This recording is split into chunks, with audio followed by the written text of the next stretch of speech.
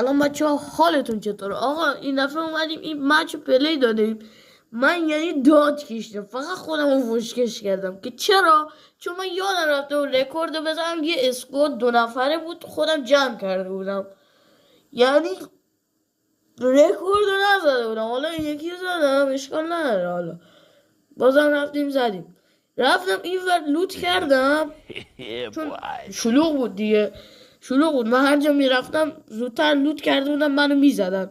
دیدم یه نفر اینوری رفت، حالا من ذره دنبالش کردم، دیدم اینجا وایستاده داره خط این نفر گرفته. همینجوری نیدو انداختم، دیدم بالا اومد خط گرفت. 2-3 تا تیر، بعد یه دونه به نید انداختم، راحت مرد، راحت ناک شد. بازم رفتم اونورتر، اونجا هم یه نفر، حالا جلوتر بهتون نشون میدم، اینو زدم، یارش نبود.